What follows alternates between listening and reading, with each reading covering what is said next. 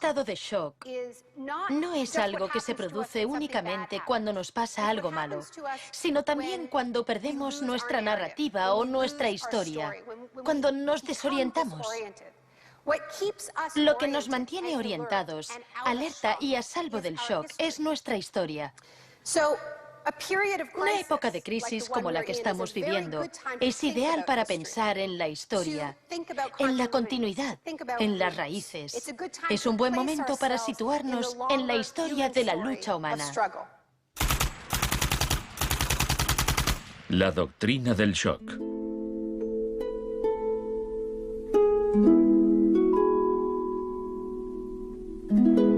Todo empezó el 1 de junio de 1951, cuando representantes de agencias de inteligencia occidentales se reunieron en secreto con profesores universitarios en el Hotel Ritz-Carlton de Montreal. Como resultado de esta reunión, el ejército financió una investigación sobre el aislamiento sensorial en la Universidad de McGill. El aislamiento sensorial es una forma de producir una monotonía extrema. Provoca una reducción de la capacidad crítica, nubla la mente y el sujeto se queja de que ni siquiera puede fantasear. Y cuando un estudiante universitario no es capaz de fantasear, mal asunto. Mientras experimentábamos, empecé a creer que quizá algo que causara incomodidad o incluso dolor sería más tolerable que las condiciones de aislamiento que estudiábamos.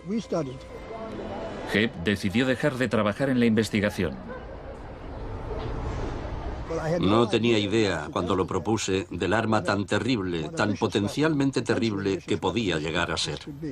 Este es nuestro momento, nuestra oportunidad. Pero los experimentos continuaron bajo las órdenes del ambicioso jefe de psiquiatría, el Dr. Ewen Cameron. Su trabajo iba mucho más allá que el nuestro. Nosotros dejábamos muy claro que el sujeto podía marcharse en el momento en que quisiera, y algunos se iban. Los pacientes de Cameron no tuvieron tanta suerte. El Allen Memorial Institute, donde trabajaba, empezó a aparecer una macabra cárcel donde Cameron llevaba a cabo experimentos extraños con sus pacientes de psiquiatría. Quería borrarles la mente, dejársela en blanco para reprogramarlos desde cero.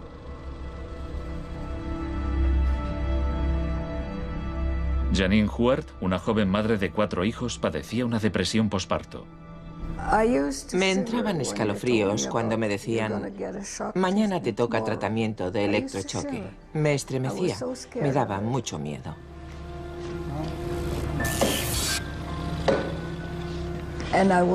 Despertaba en otra habitación, totalmente confundida y triste. Y me quedaba muy afligida después. Iba por ahí caminando como una zombie. Cameron combinaba los electrochoques con las curas de sueño y la repetición de mensajes grabados. Decía, Janine, Janine, estás rehuyendo tus responsabilidades. No quieres cuidar de tu marido ni de tus hijos. Lo repetía una y otra vez. Suena como si la interrogaran. Sí, como si me interrogaran, pero ¿con qué objeto? La CIA no tardó en poner en práctica los hallazgos de Cameron. Muchas de sus técnicas figuran en el manual Kubark de interrogatorios para el contraespionaje. He aquí unos fragmentos. Es una tesis central del manual que estas técnicas son, en esencia, métodos para provocar la desviación de la personalidad. Hay un intervalo, que puede ser muy breve, de animación suspendida, una especie de shock psicológico o parálisis. Los interrogadores expertos reconocen este efecto cuando se da y saben que desde ese momento el sujeto está mucho más abierto a la sugestión, mucho más dispuesto a obedecer que justo antes de sufrir el shock. El otro Dr. Shock.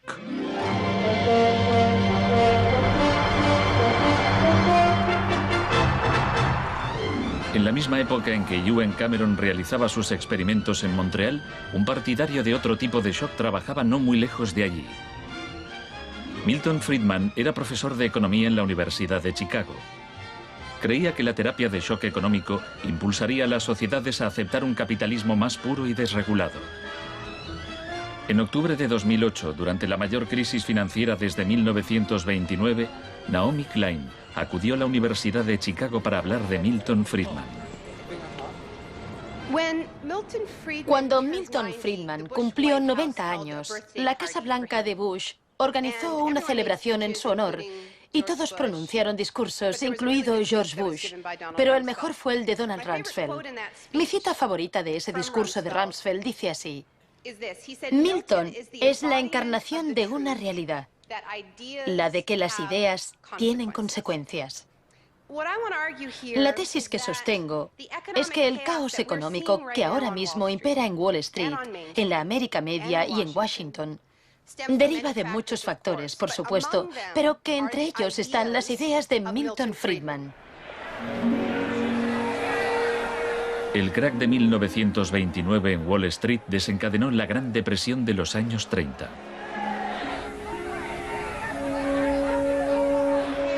En la base de las tesis de Friedman estaba su oposición a la política del New Deal anunciada por el presidente Franklin Roosevelt en su discurso de investidura. Nuestra prioridad es conseguir que la gente tenga trabajo. No es un problema insoluble si lo abordamos de forma inteligente y con valentía.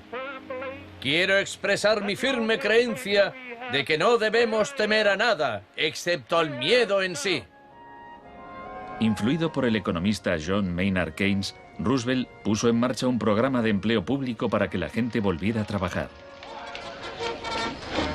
Hoy la depresión no es más que un vago recuerdo. Millones de hombres y mujeres han encontrado trabajo y por consiguiente seguridad y esperanza. No fue tan sencillo. La depresión duró hasta la Segunda Guerra Mundial, pero después el Plan Marshall generalizó el modelo regulador e intervencionista de Keynes en Europa.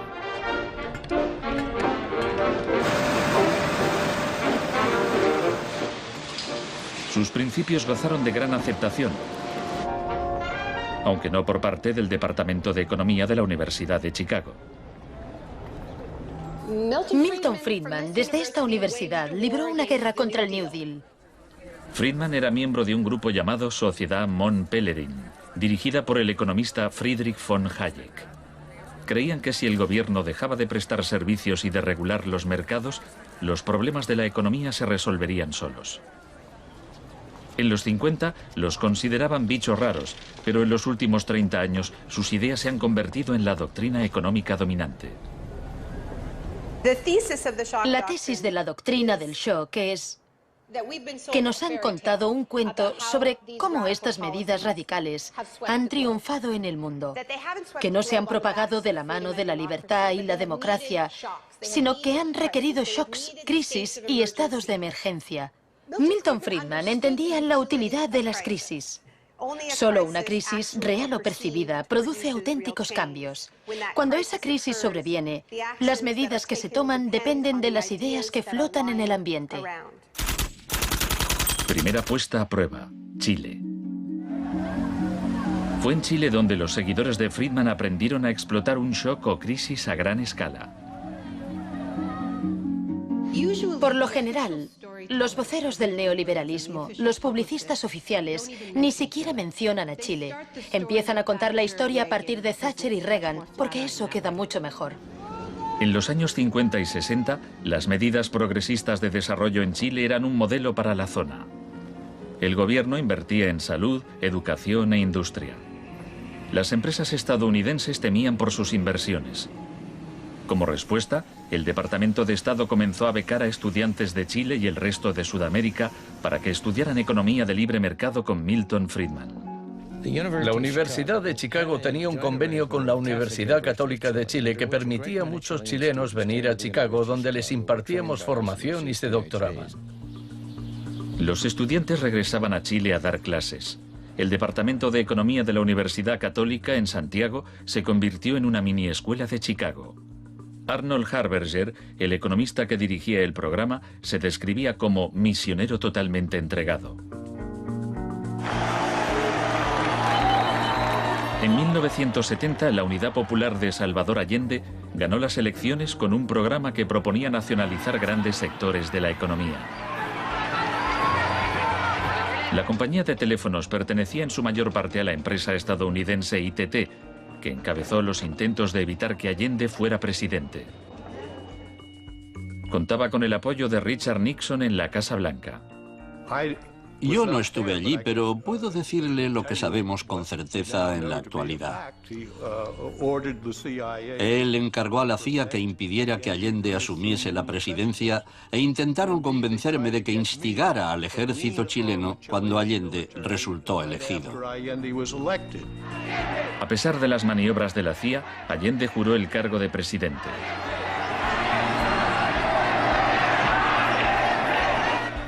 Richard Nixon ordenó al director de la CIA que hiciera gritar a la economía. Señor Nixon es presidente de Estados Unidos y yo soy presidente de Chile. Yo no tendré un término despectivo contra el señor Nixon mientras el señor Nixon respete al presidente de Chile. Comenzó a fraguarse un golpe militar. Los Chicago Boys chilenos se pusieron a trabajar en un programa económico de 500 páginas llamado El Ladrillo. Con dinero de Estados Unidos se hizo todo lo posible por desestabilizar la economía. Se declaró una huelga de camioneros que paralizó fábricas y tiendas. Hubo un golpe de Estado fallido el 29 de junio de 1973.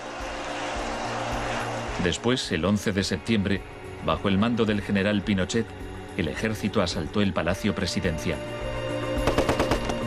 El shock de la guerra. Chile había disfrutado durante 41 años ininterrumpidos de un régimen democrático que estaba siendo derrocado por medio de la violencia.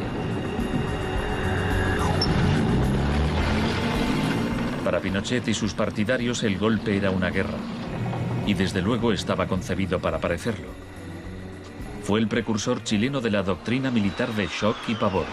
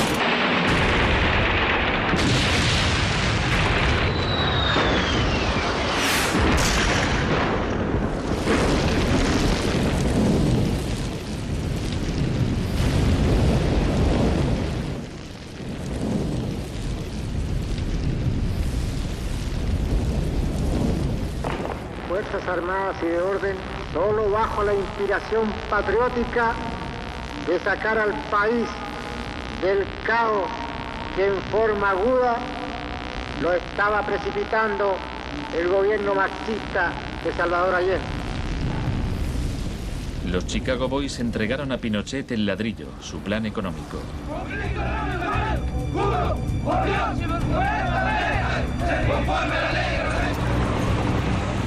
Los días siguientes, más de 13.000 opositores fueron detenidos y encarcelados.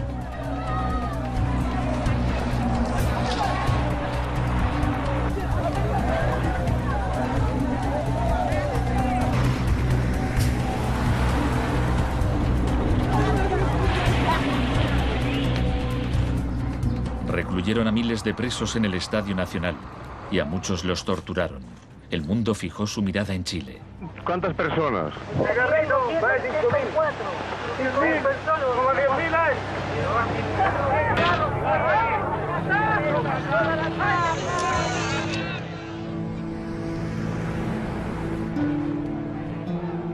A principios de noviembre liberaron a 5.000 presos. A los 900 que quedaron los trasladaron a otros centros de detención.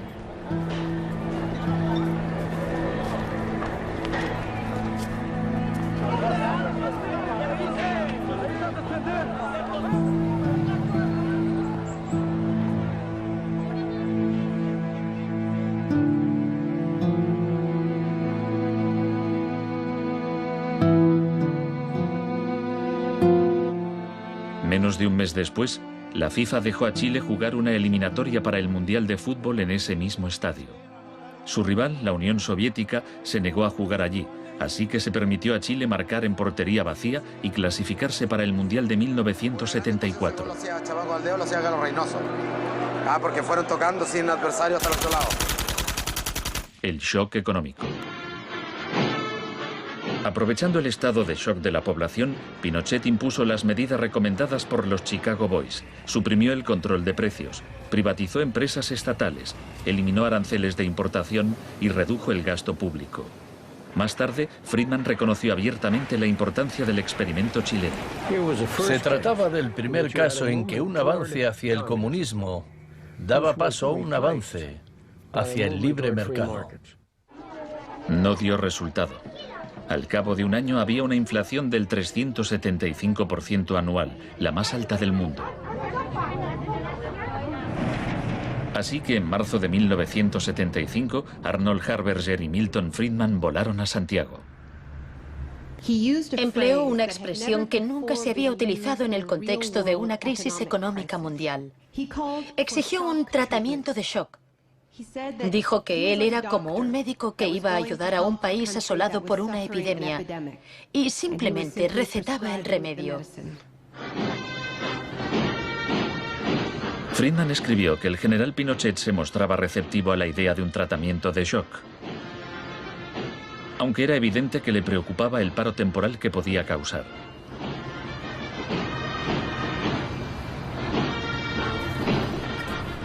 Pronto quedó claro que la política económica de Friedman favorecería a los ricos a costa de los pobres. Se calculaba que una familia que intentara subsistir con el salario mínimo tendría que gastar el 74% de sus ingresos en pan. Viajar en autobús o beber leche se había convertido en un lujo. Pinochet acabó con la distribución gratuita de leche en las escuelas, disposición similar a la polémica medida que había tomado la joven ministra de Educación británica que más tarde sería su amiga. ¿Me siento aquí? Gracias. Muchas gracias.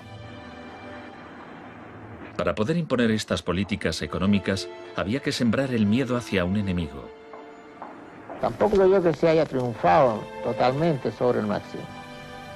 El marxismo es como un fantasma. Cuesta mucho tomarlo. Mejor dicho, no se puede tomar.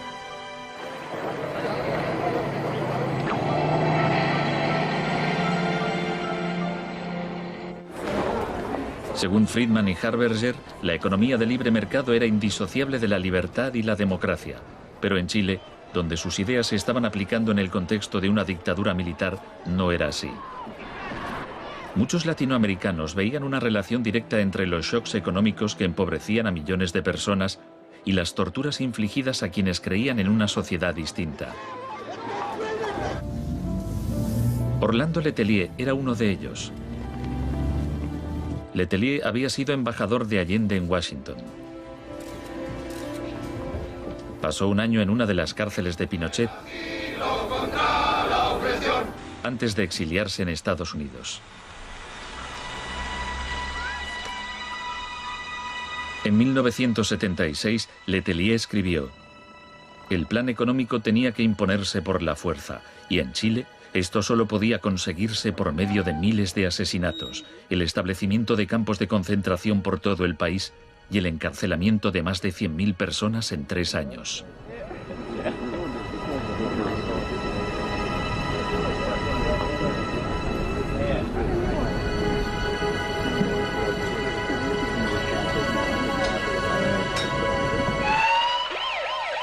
Antes de que pasara un mes, Letelier murió en un atentado con coche bomba. Buenas tardes.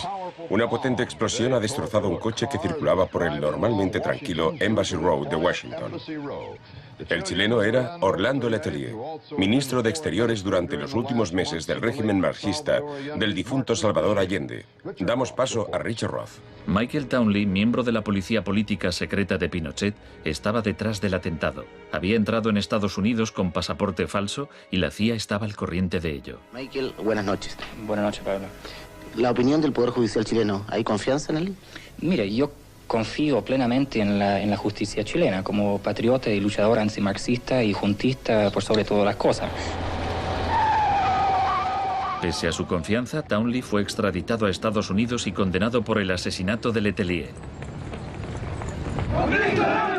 Pinochet gobernó Chile como dictador durante 17 años, pero en una entrevista en que se sinceraba, Harberger seguía negándolo. Un gobierno represivo no puede durar mucho tiempo en el marco de un sistema de auténtica libertad económica. El año del asesinato de Orlando Letelier se le concedió a Friedman el Premio Nobel de Economía. Saben, tienen una idea totalmente deformada de lo que pasó. Les explicaré un par de cosas. En primer lugar, universidades chilenas me ofrecieron 2 títulos honoríficos antes de que yo viajara allí. Rehusé aceptarlos porque dichas universidades se financiaban en parte con fondos públicos y yo no quería dar en ningún caso la impresión de que apoyaba el régimen político de Chile. No soy representante de Chile, no soy asesor de Chile, ni tengo responsabilidades para con el gobierno de Chile.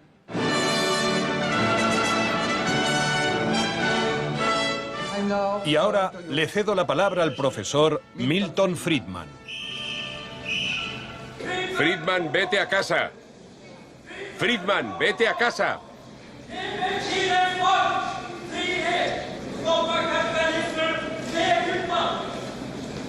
Lamento este incidente.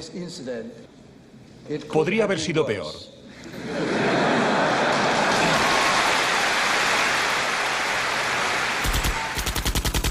La revolución se propaga. El propósito de la doctrina del shock es contar una historia alternativa de cómo esa oleada salvaje de capitalismo puro e incontrolado que estamos viviendo llegó a dominar el mundo. Chile no fue el único país de Sudamérica que adoptó las políticas de la Escuela de Chicago. Los seguidores de Friedman ocupaban cargos clave en Brasil y asesoraban el gobierno de Uruguay. Entonces, el 24 de marzo de 1976, un golpe militar derrocó al gobierno de Isabel Perón en Argentina. Una junta de 3 generales tomó el poder bajo el mando del general Videla. Los Chicago Boys accedieron a puestos económicos relevantes en el gobierno militar. Aprovecharon la oportunidad para introducir importantes reformas económicas y sociales. Un año después del golpe, los sueldos habían perdido el 40% de su valor, se cerraban fábricas y la pobreza se disparó. Como en Chile, hubo que aterrorizar al pueblo para que aceptara estas medidas económicas. Videla aprendió de la experiencia de Pinochet. Adoptó la táctica de hacer desaparecer personas. Para equilibrar el terror público y privado, llevaban a cabo los secuestros en plena luz del día y después siempre podían negarlos. Fue necesario cumplimiento de la misión que la nación le tiene asignada, articular la defensa de la sociedad argentina. Las reglas de esta guerra no convencional, que no buscamos ni provocamos, son distintas. Muchas de las técnicas empleadas por los militares chilenos y argentinos las habían aprendido en la Escuela de las Américas dirigida por Estados Unidos. Enseñaban técnicas de tortura. Violar a la víctima, desnudarla, herirla con objetos punzantes, romperle extremidades, sacarle los ojos, marcarla a fuego. En Latinoamérica hay regímenes que violan hoy en día los derechos humanos. Practican asesinatos políticos, torturas, deportaciones, encarcelamientos sin juicio, que son técnicas aprendidas en este centro. Quizás sea así. Si me dice que lo que enseñamos aquí se ha llevado a la práctica, no se lo negaré. El uso de la tortura contra un soldado enemigo conocido para obtener algún tipo de ventaja militar me parece justificable y acertado. Ir más allá, utilizar las técnicas de tortura solo para intimidar a la gente, es un grave error, poco ético e inmoral. Pero en Argentina y Chile estas técnicas no solo se emplearon con soldados o terroristas, sino con estudiantes y sindicalistas, con todo aquel que se opusiera a la política de libre mercado del régimen.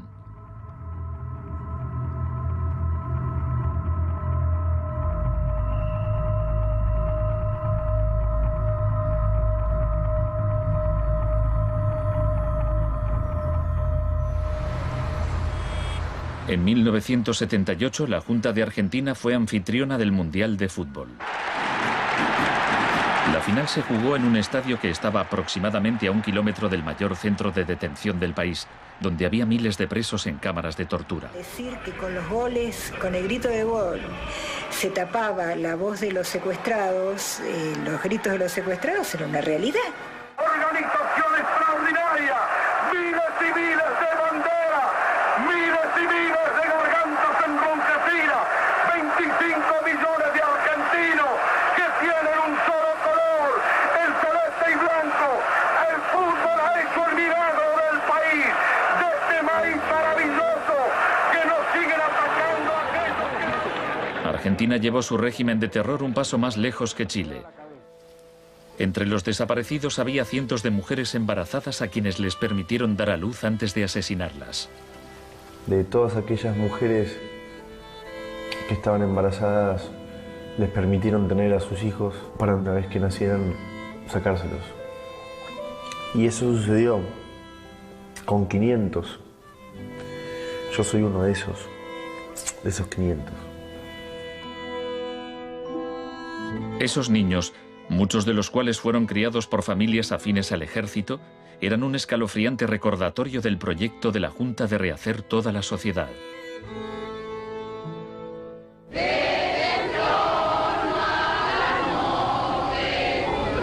Cuando la Junta aún detentaba el poder, un grupo de madres y abuelas de desaparecidos empezaron a protestar en la Plaza de Mayo.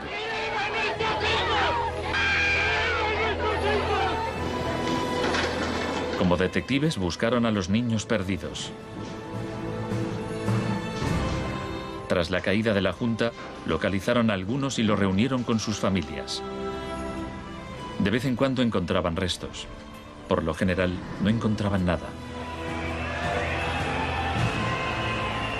El general Videla fue declarado culpable de asesinato, secuestro y tortura. Señores jueces, nunca más. Se le condenó a cadena perpetua.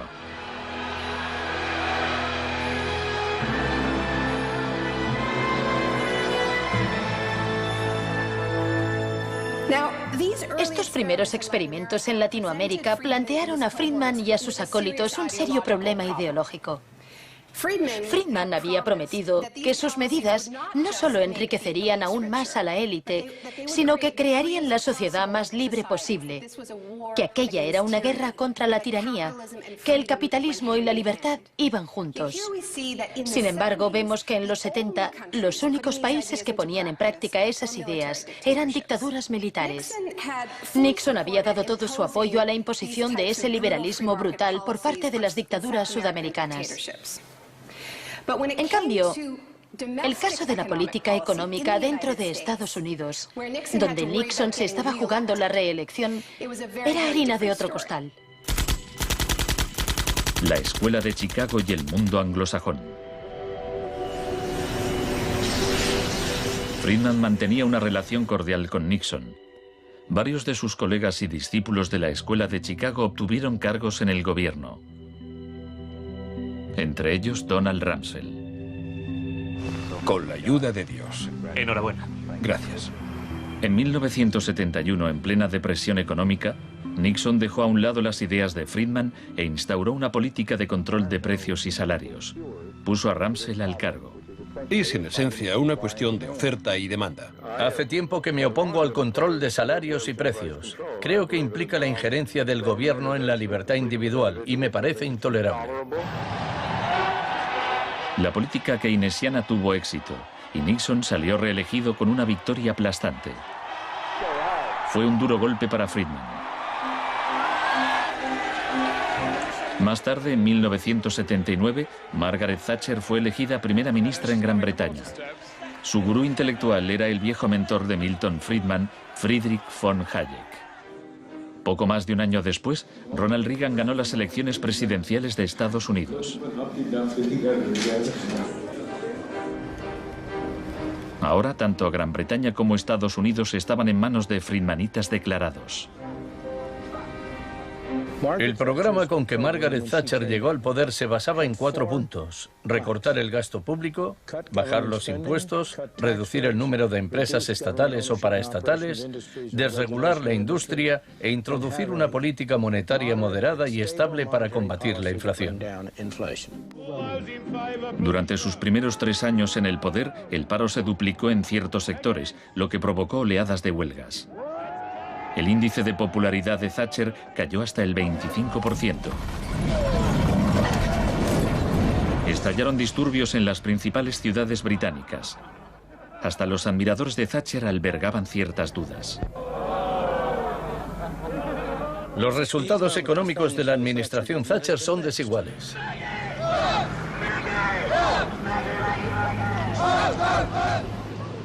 A quienes esperan ansiosos a que yo haga caso del eslogan favorito de los medios, dar vuelta atrás, solo puedo decirles una cosa: dad vuelta atrás vosotros si queréis. La dama no es partidaria de ello. Friedrich von Hayek instó a Thatcher a adoptar las políticas de shock económico de Pinochet. Ella replicó: en Gran Bretaña, con sus instituciones democráticas y su necesidad de un alto grado de consenso interno, algunas medidas tomadas en Chile son del todo inaceptables. La enorme impopularidad de Thatcher demostraba una vez más que el fundamentalismo del libre mercado era demasiado impopular y perjudicaba directamente a demasiada gente como para sobrevivir en un sistema democrático que requería el consentimiento de los gobernados, a diferencia de una dictadura militar. Lo que sacó a Thatcher del abismo y salvó finalmente el proyecto fue una crisis, la crisis suprema, de hecho, una guerra. Estamos aquí porque, por primera vez en muchos años, un territorio de soberanía británica ha sido invadido por un país extranjero. El gobierno ha decidido que un importante destacamento zarpe en cuanto se hayan ultimado todos los preparativos. El acorazado Invincible irá en cabeza. La mayoría de los británicos ni siquiera había oído hablar de las Malvinas, pero cuando Argentina invadió el pequeño archipiélago a miles de kilómetros de distancia en el Atlántico Sur, Thatcher aprovechó la ocasión para hacer honor al apodo Dama de Hierro. Caballeros, me dicen que la bandera blanca ondea sobre Stanley. La guerra terminó menos de 3 meses después. Cuando las tropas regresaron al Reino Unido, las celebraciones patrióticas inundaron el país. Thatcher ganó las elecciones de 1983 por amplia mayoría. Esto le permitiría aplicar una forma de terapia de shock económico como la impuesta en Chile.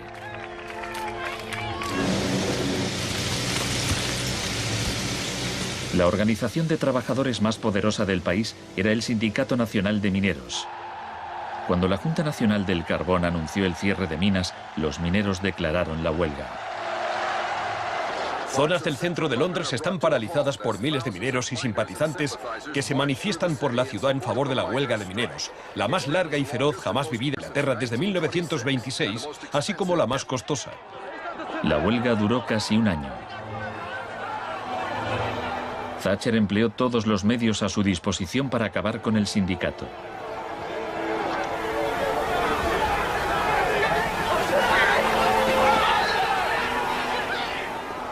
Al final, los mineros fueron derrotados. Thatcher aprovechó esta victoria para implantar la revolución de la Escuela de Chicago en su país. Una serie de anuncios vistosos promocionaba un programa de privatizaciones masivas. Thatcher vendió la industria del acero, el agua, la electricidad, el gas, el teléfono, aerolíneas, el petróleo. Privatizó las viviendas públicas, salieron a concurso los servicios municipales. En 1986 se desregularon los servicios financieros y la banca.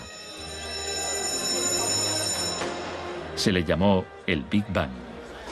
No hace falta que le recuerde a ninguno de los presentes que el Big Bang es solo el principio. En el Reino Unido, antes de Thatcher, un gerente general ganaba 10 veces más que el empleado medio. En 2007 ganaba más de 100 veces más.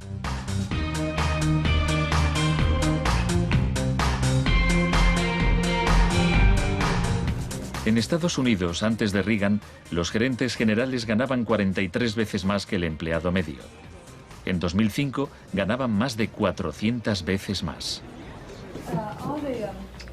Friedman reconocía abiertamente que Thatcher y Reagan estaban haciendo mucho por difundir la doctrina de la Escuela de Chicago en el mundo. Por aquí, señor Reagan. He pensado que debía colocarse aquí. La coincidencia en el tiempo de los mandatos de Thatcher y Reagan fue sumamente importante para la aceptación pública en todo el mundo de un enfoque distinto de la política económica y monetaria.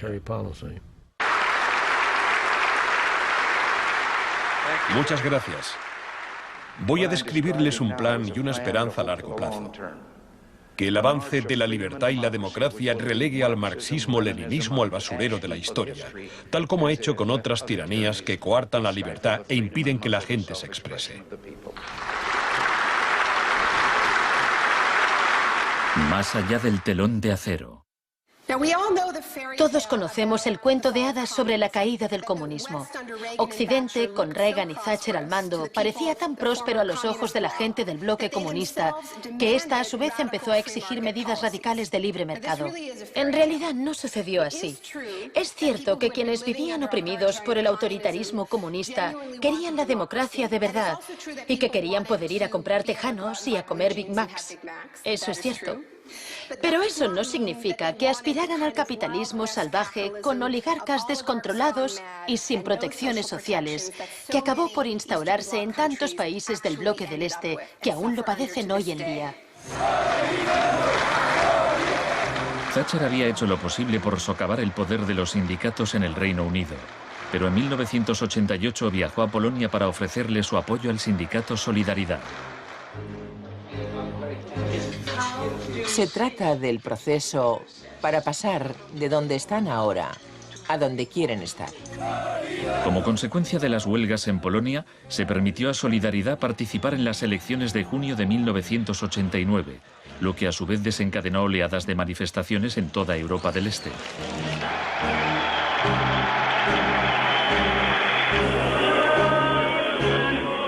En épocas anteriores, la Unión Soviética había utilizado la fuerza para aplastar los movimientos democráticos. Pero ahora la URSS tenía un líder distinto, Mikhail Gorbachov, impulsor de la Glasnost y la Perestroika. Hablaba de una tercera vía, de una transición gradual hacia una socialdemocracia a la escandinava, algo a medio camino entre el capitalismo de libre mercado y el comunismo. Gorbachov cautivó al público y los políticos de Occidente. Es un líder audaz, decidido y valiente. Ante la mirada de Gorbachov, los viejos regímenes comunistas se desmoronaron uno a uno.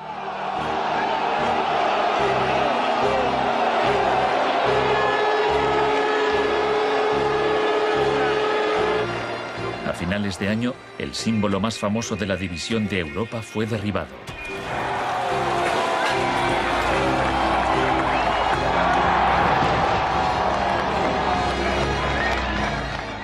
Para Friedman y los Chicago Boys, se abrieron las puertas de todo un mundo nuevo. En la Unión Soviética, Gorbachov quería reformar la economía rusa poco a poco.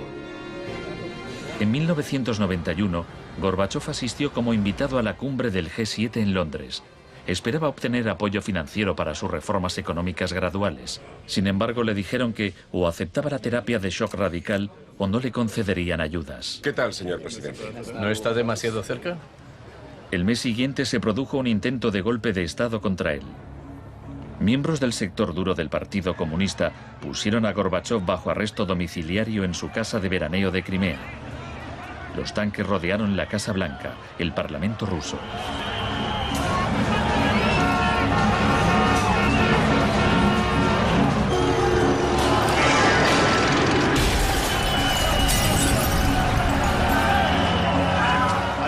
En el caos de los enfrentamientos callejeros, era evidente que, para reforzar su posición, el sector duro debía recurrir a la violencia. Estos choques entre el pueblo y las fuerzas del orden son algo nunca visto desde los tiempos lejanos de la Revolución Rusa. Hoy, cuando amanecía sobre un mar de escombros, empezaba a quedar claro que el golpe se estaba desmoronando. El edificio del Parlamento ruso estaba a salvo. El ejército no había intervenido. Y en el interior, Yeltsin tenía más poder que nunca.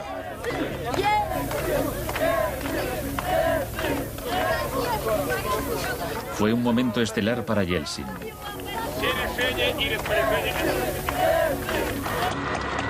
Gorbachov fue puesto en libertad y regresó a Moscú, pero había perdido buena parte del poder. Aplaudo los elevados principios del pueblo ruso y también los del presidente Boris Yeltsin. En diciembre de 1991 se disolvió la Unión Soviética, un shock profundo para el pueblo ruso. Yeltsin se hizo cargo entonces de la política económica de la Federación Rusa. El libre mercado llegó a Rusia y con él el caos. La adopción de las doctrinas de la Escuela de Chicago por parte de Rusia marcó el principio de un nuevo capítulo en la cruzada por el libre mercado. Fue shock en estado puro, sin nada de terapia. Pese a los intentos oficiales por promover el capitalismo popular, lo cierto es que un puñado de empresarios amasó grandes fortunas. Se vendieron empresas estatales a precio de saldo. La prensa rusa apodó a los asesores de Yeltsin los Chicago Boys.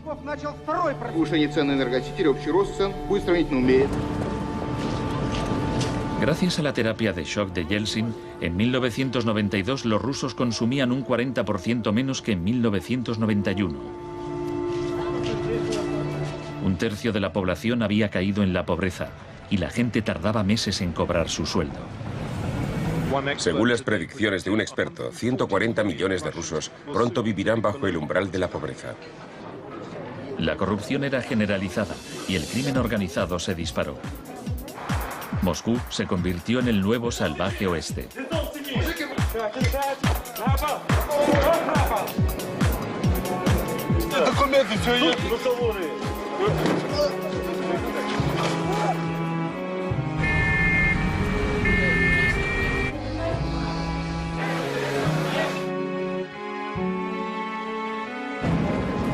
La mayoría de los rusos se oponía a que el radicalismo de los Chicago Boys se implantase en su país.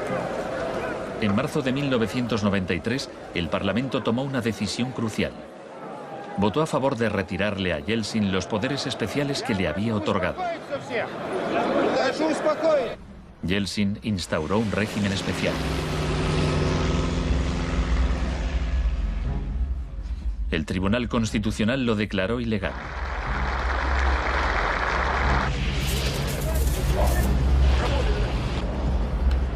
El 21 de septiembre, Yeltsin, al estilo Pinochet, disolvió el Parlamento.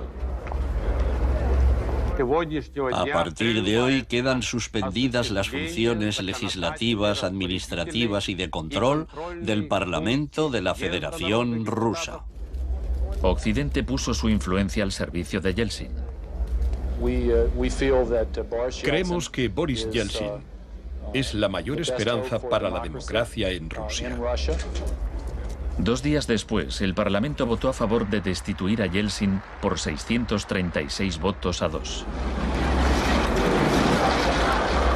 Miles de partidarios del Parlamento se congregaron frente a la Casa Blanca e intentaron tomar la televisión.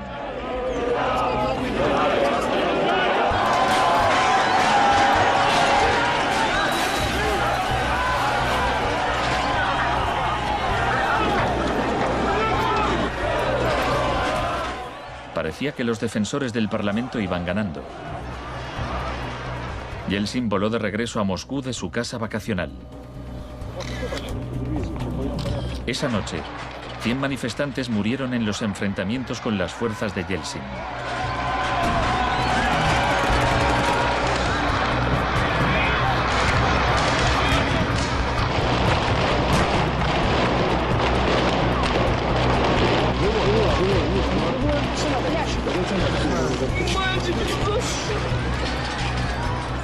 El 4 de octubre, Yeltsin ordenó al ejército que atacara la Casa Blanca y bombardeara el mismo edificio que él había defendido 2 años antes.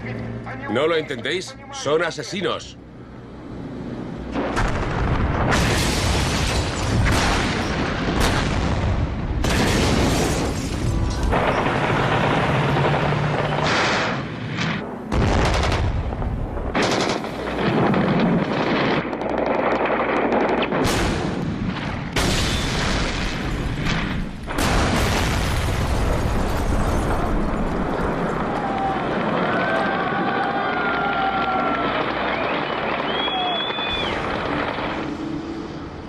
Warren Christopher, el secretario de Estado norteamericano, dijo: Estados Unidos no suele apoyar la suspensión de parlamentos, pero corren tiempos excepcionales.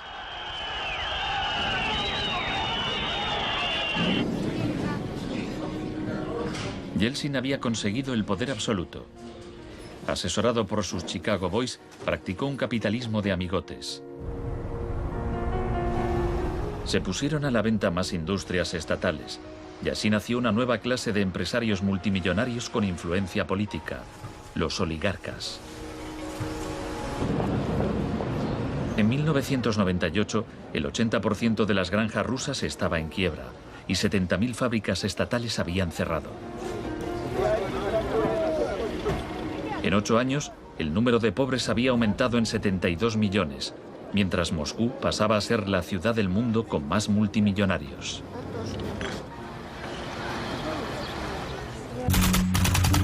Un nuevo enemigo.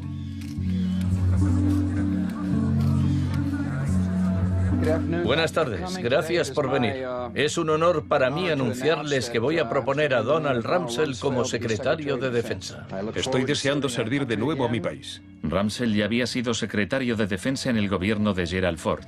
En ese entonces, el enemigo a temer era la Unión Soviética. No afirmo que nos estén invadiendo los rusos, sino sus tendencias. No digo que midan 3 metros, sino que medían 1,60 m, ahora 1,80 m y siguen creciendo. Ahora había un nuevo enemigo más cerca de casa. El 10 de septiembre de 2001, Rumsfeld expuso en un discurso sus planes para privatizar parte del ejército de Estados Unidos. Milton Friedman se habría sentido orgulloso.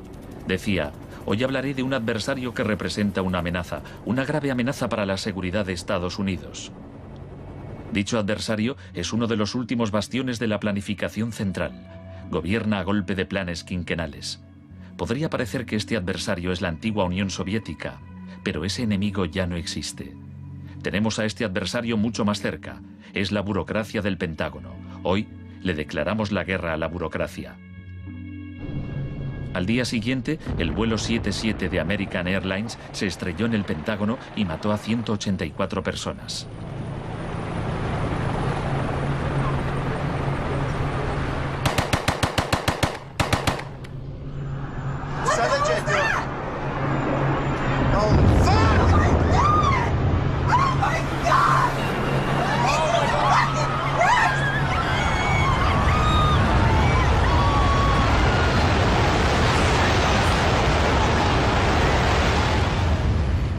Piensen en la sensación de la gente tras los atentados. ¿Quién es esa gente? ¿De dónde son? ¿Por qué nos odian? Se produjo una rotura de esquemas colectiva. No vivíamos en el mundo en que creíamos vivir. Y nuestros líderes no dejaban de repetir que todo aquello que creíamos entender antes del atentado ya no era vigente. Se acuñó una nueva frase, mentalidad pre-11S. Lo que ocurrió en ese momento fue que surgieron teorías nuevas por arte de magia sobre un choque de civilizaciones. De pronto, ese era el mundo en que vivíamos. Resultó que había un eje del mal y que estábamos librando una guerra contra el terrorismo. Esta guerra abstracta e imposible de ganar ha tenido enormes consecuencias económicas. Antes de 2001, la seguridad nacional apenas podía considerarse una industria. Hoy en día es más importante que las industrias del cine y la música juntas. Entre el 11 de septiembre de 2001 y el año 2006, el Departamento de Seguridad Nacional pagó $130.000 millones a contratistas privados. Este es el complejo del capitalismo del desastre, una nueva economía basada en el miedo. Será una batalla monumental entre el bien y el mal. La guerra contra el terrorismo, primera parte. La mejor defensa contra el terror es una ofensiva global contra él, allí donde esté. La primera fase de esta guerra fue el bombardeo de Afganistán.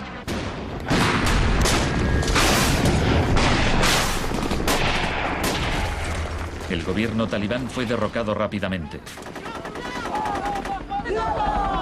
La posguerra resultó más complicada. Nuestra lucha contra el terrorismo empezó en Afganistán, pero no acaba allí. Buscamos sobre todo detenidos que nos sirvan para extraerles información.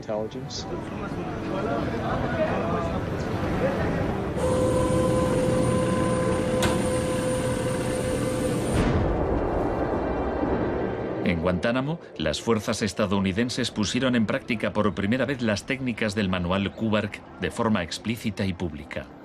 Oficialmente aprobadas por la Casa Blanca, fueron mostradas abiertamente por televisión en todo el mundo. El aislamiento, tanto físico como psicológico, debe mantenerse desde el instante de la captura. La capacidad de resistir se ve reducida por la desorientación. Los presos deben guardar silencio en todo momento y jamás se les debe permitir hablar entre sí. 3 de los presos, Asif Iqbal, Rual Ahmed y Shafiq Rasul, eran de Tipton, Inglaterra. Pasaron más de 2 años en Guantánamo antes de que los liberasen sin cargos.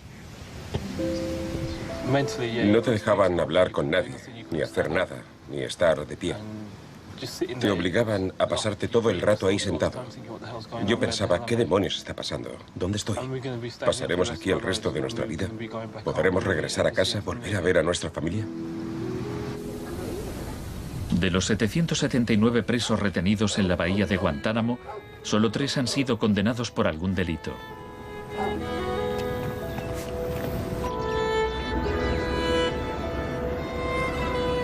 Lo único que sé a ciencia cierta es que son mala gente. Era un mensaje para todo el mundo, un mensaje muy claro. Esto es lo que te pasa si te interpones en nuestro camino. La guerra contra el terrorismo, segunda parte. La guerra contra el terrorismo no se libra contra un solo hombre o contra un solo país. Se alegaron muchas justificaciones para la invasión de Irak. Pero si Estados Unidos realmente hubiera querido invadir un país que presuntamente albergaba a líderes de Al-Qaeda, tenía armas nucleares y vendía tecnología nuclear a otros países, Pakistán habría sido la opción más obvia. Tenía contactos estrechos con los talibán y el poder estaba en manos de un dictador militar. En cambio, George Bush eligió como objetivo Irak, el país con la tercera mayor reserva de petróleo del mundo.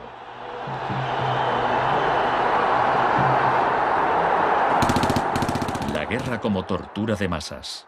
Los planes de guerra del Departamento de Defensa no son como los de la Guerra del Golfo. Están más en la línea de la invasión de Panamá de 1989. Según ha podido saber la CBS, se iniciará en el llamado Día A con A de ataques aéreos, ataques tan devastadores que hará que los soldados de Saddam no puedan ni quieran oponer resistencia. La idea es que el bombardeo sea tan intenso que produzca, en palabras textuales, shock y pavor. Si el Pentágono se ciña a su plan de guerra actual, en un día de marzo, la aviación y la armada lanzarán entre 300 y 400 misiles de crucero contra objetivos en Irak, más que en los 40 días que duró la primera guerra del Golfo. Será un ataque de una magnitud nunca antes vista, nunca antes prevista. Harlan Ullman es uno de los artífices del concepto shock y pavor, que consiste en lanzar un gran número de bombas guiadas de precisión. Esto produce un efecto inmediato, como el de las bombas nucleares de Hiroshima. No es cuestión de días o de semanas, sino de minutos.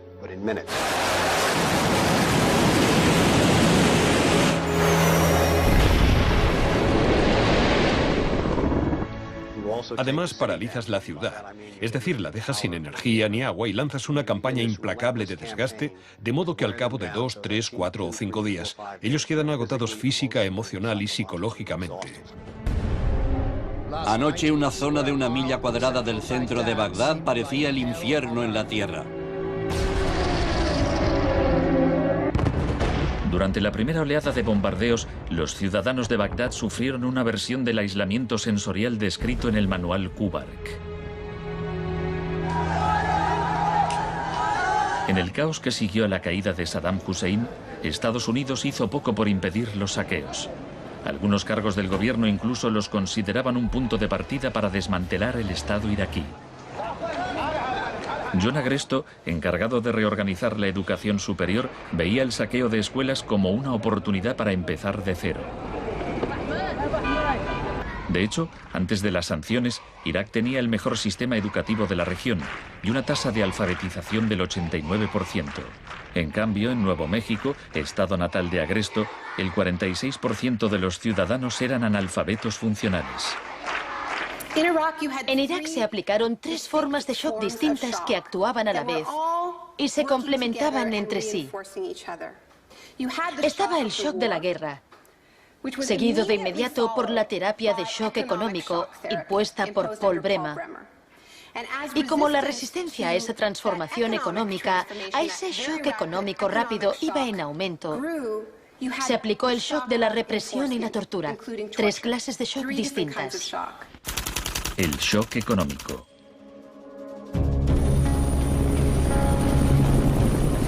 En mayo de 2003, Paul Bremer fue nombrado enviado presidencial de Estados Unidos a Irak. 2 semanas después de su llegada, declaró el país listo para los negocios. Creemos que la coalición cuenta con una autoridad lo bastante amplia para decidir el rumbo de la economía iraquí. Bremer sabía poco sobre Irak, pero mucho sobre el capitalismo del desastre. Había fundado la Crisis Consulting Practice en los inicios del boom de la seguridad nacional. Hoy es un día muy importante en Bagdad. Bremer dedicó los primeros 4 meses a aprobar medidas clásicas de la Escuela de Chicago. Rumsfeld aseguraba que Irak tenía unas de las leyes fiscales y de inversión más avanzadas y atractivas del mundo libre. Una de las primeras disposiciones de Bremer fue despedir a 500.000 empleados públicos. Se trataba en parte de un acto de desbaacificación, pero reducir el gobierno era también algo muy friedmanita. Se prometieron fondos para la reconstrucción. Nuestra inversión en el futuro de Afganistán e Irak es el mayor compromiso de estas características desde el Plan Marshall. En realidad, era justo lo contrario. Mientras que el fin del Plan Marshall era impulsar la industria europea, la ayuda a Irak se invirtió en empresas de Estados Unidos. Los pocos iraquíes que consiguieron empleo estaban al final de una serie de subcontratistas. Creative Associates se hizo con contratos por valor de $100 millones para esbozar el programa de estudios e imprimir libros de texto para el sistema educativo. La consultora en gestión y tecnología Bearing Point obtuvo contratos por valor de $240 millones para implantar un sistema de libre mercado en Irak. RTI, con sede en Carolina del Norte, logró contratos por $466 millones para asesorar sobre la instauración de la democracia en Irak. Y a Halliburton se le adjudicaron contratos de coste más incentivos por $20.000 millones. Parsons recibió $186 millones para construir 142 clínicas sanitarias. Solo se terminaron 6. El suministro básico de electricidad y agua apenas mejoró, pese a los miles de millones que se gastaron durante los primeros 4 años. Vamos a triunfar aquí y cuando lo consigamos habremos hecho algo importante, no solo para 25 millones de iraquíes, sino para favorecer los intereses occidentales en la región. Hasta los nuevos billetes iraquíes se imprimían en el extranjero. Les mostraré un ejemplo de estos billetes.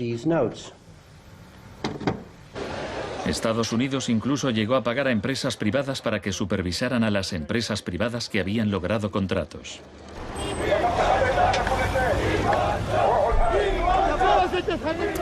Estuve en Bagdad en 2004, cuando empezaban a cometerse atentados con frecuencia. De hecho, la noche en que llegué, una bomba estalló muy cerca del hotel.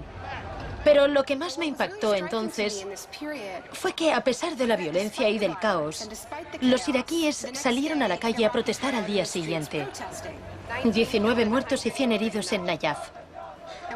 Lo que pedían en esa época era elecciones, tener voz y voto en el desarrollo de la era post-Saddam.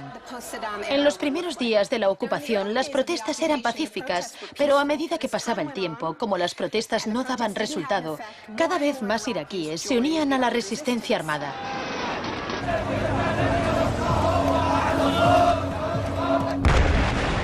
La violencia se descontroló.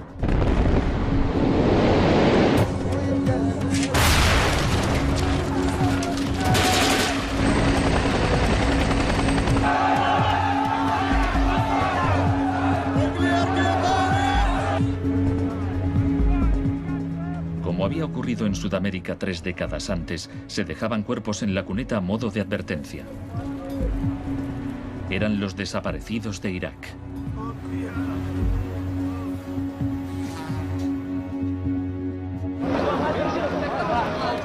Se tomaron medidas extremadamente agresivas para aplastar a la oposición.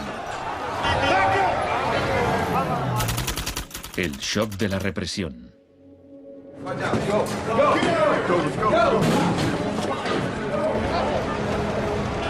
Durante los primeros 3 años y medio de la ocupación, se capturó a 61.500 iraquíes. En la primavera de 2007, 19.000 seguían detenidos.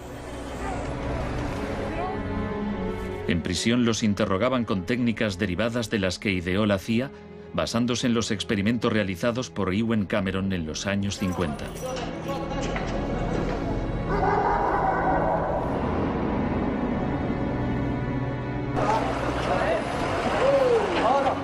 Según la Cruz Roja, altos cargos del ejército estadounidense admitieron que entre el 70 y el 90% de las detenciones en Irak fueron errores.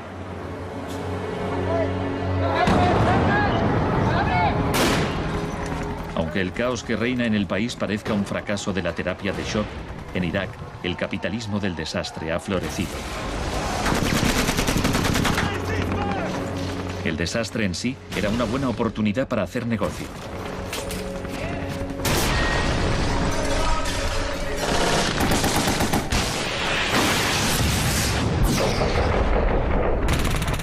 El negocio de la guerra. El gasto militar de Estados Unidos prácticamente se ha duplicado desde 2001. Se acerca a los 700.000 millones de dólares al año. Ya en 1961, el presidente Eisenhower, que no era precisamente de izquierdas, advirtió del peligro de un ejército demasiado poderoso. La conjunción de una estructura militar inmensa y de una gran industria de armamento es algo nuevo en la historia de Estados Unidos. Debemos precavernos contra una adquisición de influencia injustificada, deliberada o no, por parte del complejo industrial militar. No debemos permitir jamás que esa combinación suponga un riesgo para nuestras libertades o nuestros procesos democráticos. La guerra de Irak ha sido el conflicto más privatizado de la historia contemporánea. La zona verde de Bagdad es una versión extrema de lo que está pasando en todo el mundo. Se trata de una zona privada y segura, protegida del caos exterior.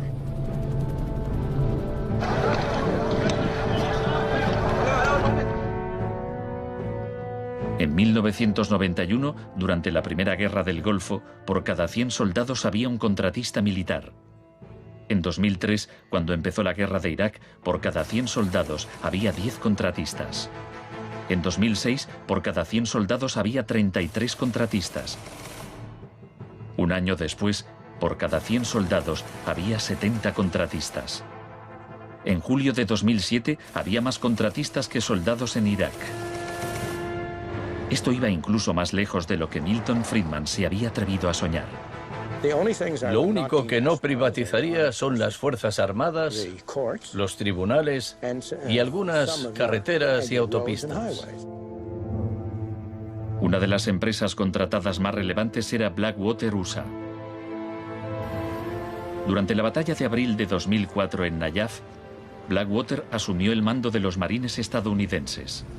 Docenas de iraquíes murieron durante la operación. Estados Unidos había blindado las empresas privadas contra las leyes iraquíes, por lo que éstas funcionaban en un vacío legal, un poco como Guantánamo. Le pregunté al secretario de Defensa hace un par de meses bajo qué se rige. El señor Rumsfeld... Iba a preguntárselo yo. Siga.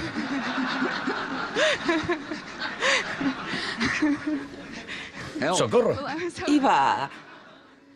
Del mismo modo que la terapia de shock de Cameron dejaba a los pacientes confundidos y deshechos, los múltiples shocks infligidos a Irak redujeron al país a un estado de anarquía y violencia sectaria.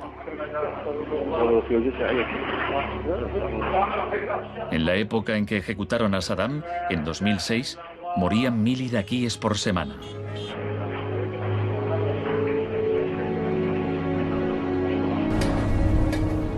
En abril de 2007, la Agencia de la ONU para los Refugiados calculaba que 4 millones de personas habían tenido que abandonar su hogar. cientos de miles de iraquíes habían muerto. Creo que los historiadores escribirán con toda claridad que hicimos algo extraordinario y noble aquí.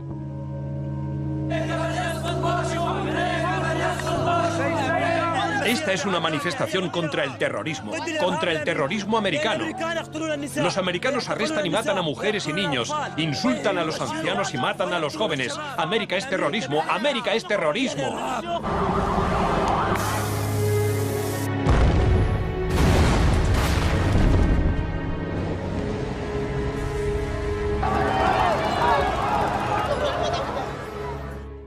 Un mundo de zonas verdes y rojas. Cuando el huracán Katrina llegó a Nueva Orleans en agosto de 2005, el mundo presenció horrorizado una especie de apartheid del desastre. Quienes tenían recursos se marcharon de la ciudad, mientras decenas de miles de desfavorecidos tuvieron que quedarse prácticamente sin ayuda del Estado.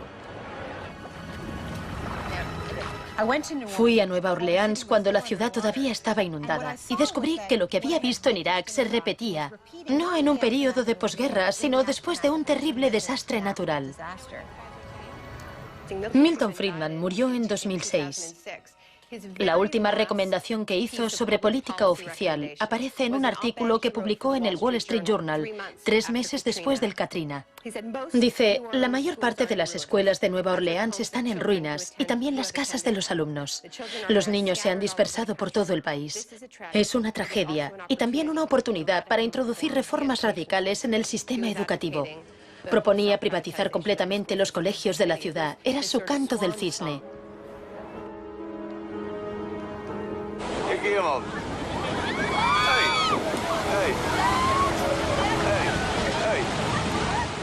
Fui testigo de un proceso similar en Sri Lanka, en los días que siguieron al tsunami de 2004.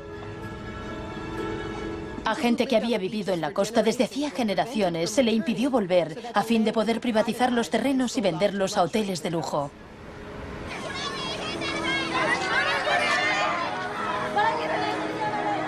Justo a esto me refiero con la expresión doctrina del shock, al saqueo sistemático del sector público después de un desastre, cuando la gente está demasiado ocupada haciendo frente a la emergencia, a sus problemas diarios, para proteger sus intereses.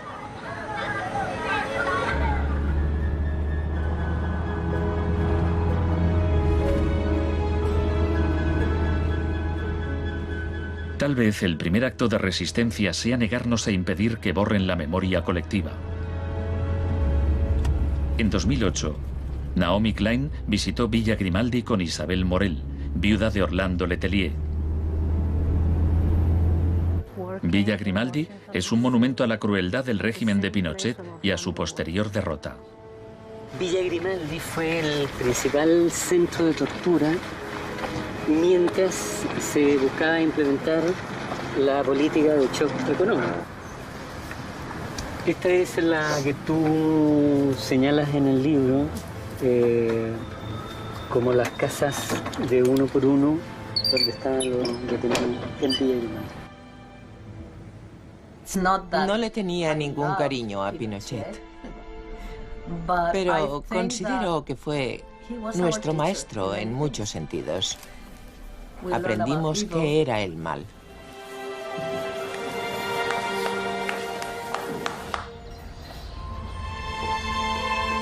En 1988, Pinochet fue detenido cuando se encontraba en Londres. Su vieja aliada, Margaret Thatcher, permaneció a su lado. Sé lo mucho que le debemos.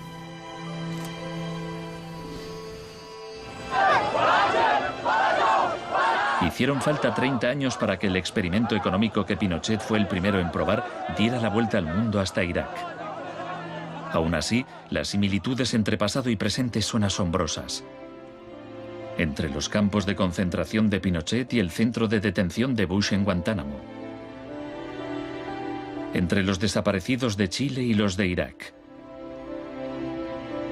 Entre los experimentos de Ewen Cameron y las torturas infligidas a los presos de Abu Ghraib. Ha llegado nuestro momento, nuestra ocasión. Borró todo el pasado. Por eso aplicaba electrochoques. Borraba el pasado del paciente e implantaba ideas nuevas. Pero Janine resistió. En 1988, la CIA accedió a indemnizar a Janine y a otras víctimas de los experimentos de Ewen Cameron. Janine, ¿estás orgullosa de que, aunque intentaron hundirte, tú has luchado con todas tus fuerzas y has vencido? En cierto modo, sí. En cierto modo.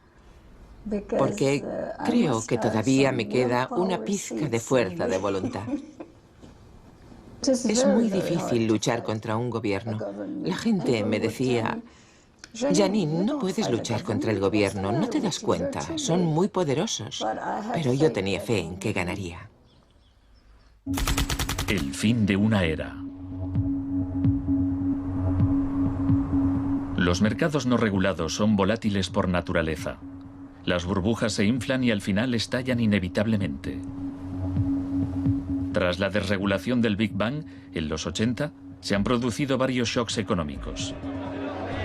En 1987 hubo un lunes negro. Los mercados se desplomaron de forma espectacular. Fue el mayor derrumbe porcentual ocurrido en un mismo día en la historia de la bolsa. En 1992 hubo un miércoles negro cuando los especuladores de divisas hicieron fortunas apostando contra la libra. En 1997 estalló la crisis asiática. En un año, 600.000 millones de dólares se perdieron en las bolsas de Asia.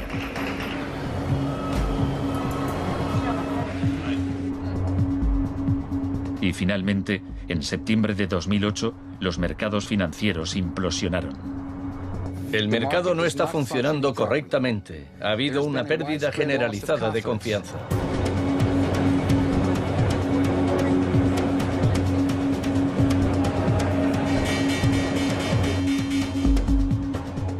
El 15 de septiembre, Lehman Brothers se acogió al capítulo 11 de la ley de quiebras.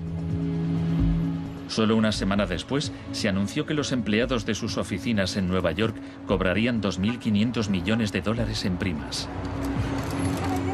Se calcula que empresas de Wall Street pagaron 18.400 millones en primas el año del crack.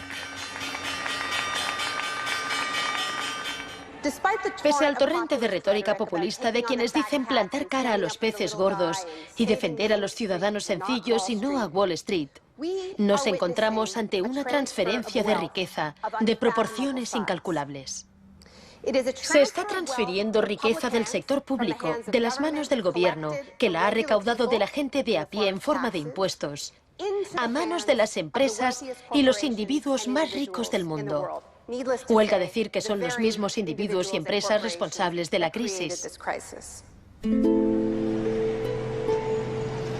Nos encontramos en medio de un tsunami crediticio imprevisible. He encontrado un fallo cuyo alcance y duración ignoro, pero es algo que me tiene muy inquieto. En